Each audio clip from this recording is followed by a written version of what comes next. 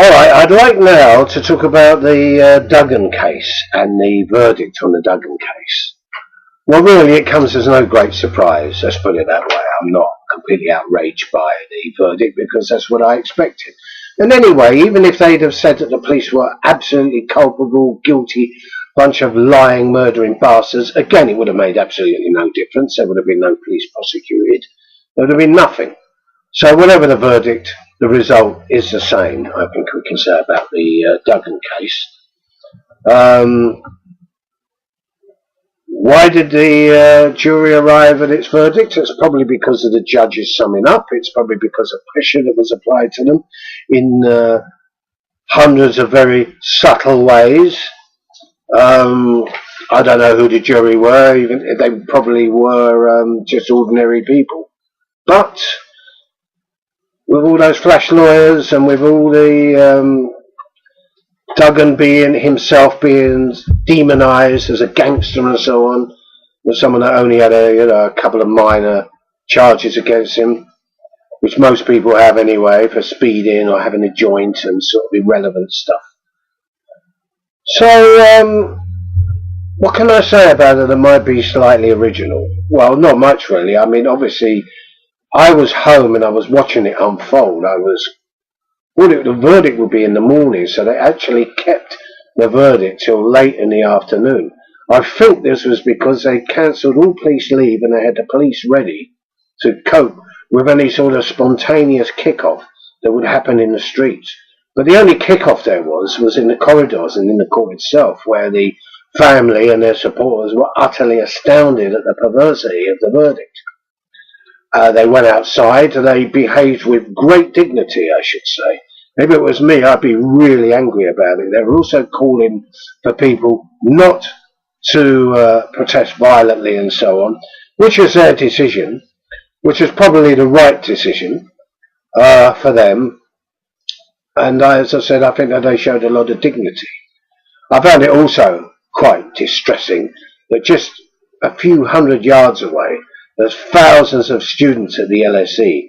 There's thousands of students at the so-called radical colleges and universities of SOAS, just within a 10 or 15 minute walk. Where were they? They should have been outside in their thousands, kicking off and sort of having a big spontaneous demonstration. But no, they weren't, because students in this country are by and large a bunch of slimy, good-for-nothing creeps. They did well a couple of years ago, but since then they've just gone back to the Stone Age, the middle class sort of cotton wool Stone Age that they came from. But anyway, I don't expect anything of students. No justice, no peace, was what one of the Duggan family said. Well, there's one thing I agree with there. There's definitely no justice.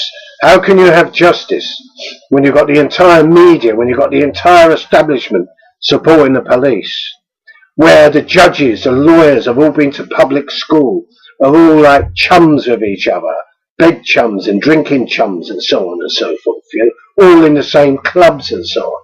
How can you expect any justice there? You never get justice in the courts of England. Ask anybody. Ask someone that was given 6 months for stealing a bottle during the last riots. Ask all those people that were victims of miscarriages of justice, particularly over the Birmingham bombings, the Guildford bombings and so on. Miscarriages of justice, in other words, they were fitted up by the police. Just as Mark Duggan was shot down unarmed like a dog, these people were also victims. We're all victims of their justice. We'll never get justice in their courts. It's better that every single court in this country is burnt down to the ground, because we'll never, ever get justice under their system. Under our system, whatever we create, maybe there will be justice, as these judges, lawyers, MPs, top civil servants find themselves facing a bit of class justice. But that's for the future. That's for us to do. So let's get back to the Duggan case, which makes me really angry, and as you can see, I'm getting more angry as I do this. And why not?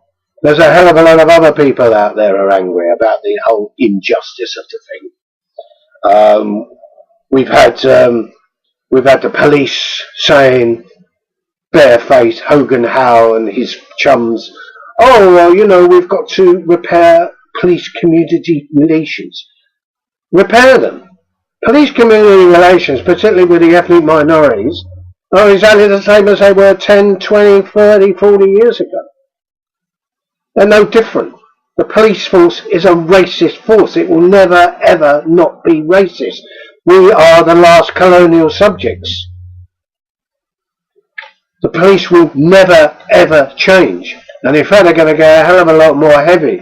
Boris has already got in the water cannon. They'll be ready to shoot us down like dogs in the streets if we rise up. Don't worry about that. None of them are going to throw down their guns and say enough. But anyway, this is to anticipate the future. I want to talk about the present.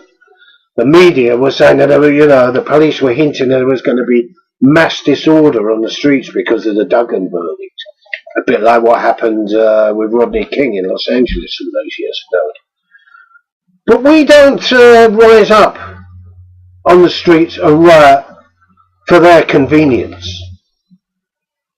We've already given our verdict. We gave our verdict several days after Duggan was shot dead on the streets by the police. We gave our verdict. The great riots that swept the cities. We showed what we really think. That was our reaction. You're not going to have it now. We're spontaneous. There is a vigil over the weekend, but I don't actually expect it to kick off, as they say. I don't expect it to erupt into violence. I think the police will probably take a bit of a back seat, but if people start throwing bottles, they'll definitely steam in and you've got yourself another riot. But I don't think that they want to have a riot at this time. And I personally think it would be not a very good idea to have a riot this time. If we're going to riot, if we're going to rise up, let's do it when we want to do it, not when they want us to do it. Because they'll be ready. There'll be a few friendly, smiling cops down there.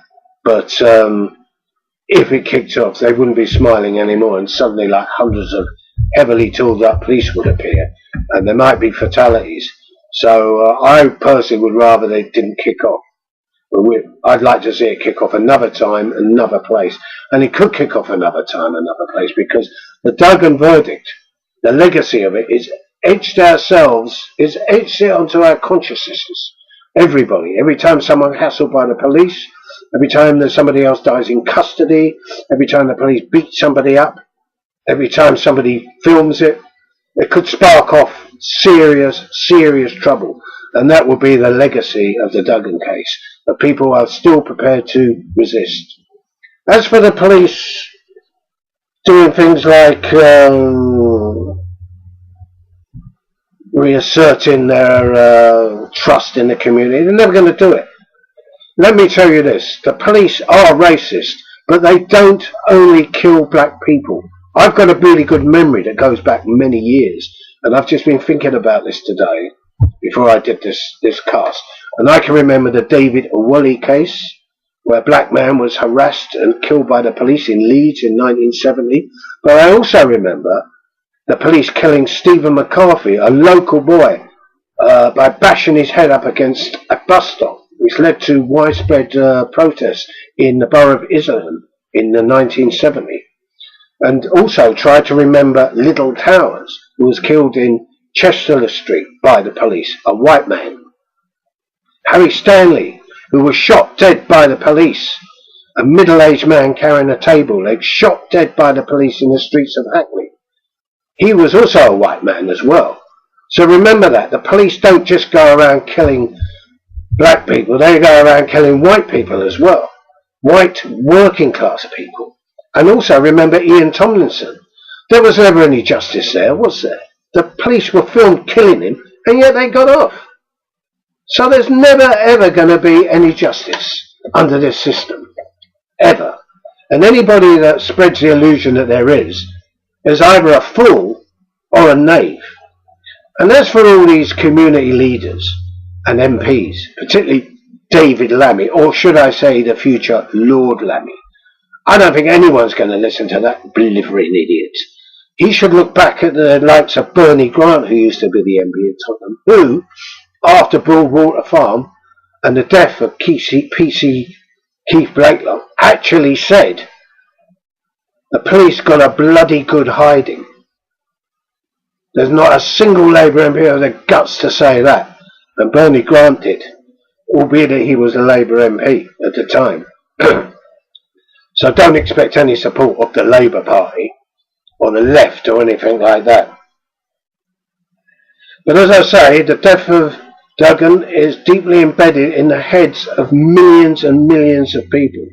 And there might be millions and millions of Daily Mail readers that feel that they're vindicated. David Cameron might be given a smirk, though the judicial process has been proved to be fair and impartial, etc. But in the not too distant future, when buildings burn and there's serious rioting on the streets, he'll be smirking on the other side of his face. And this is not going to happen over the weekend when they have the vigil, but it could happen at any time. Any time. So, as I say, watch this space.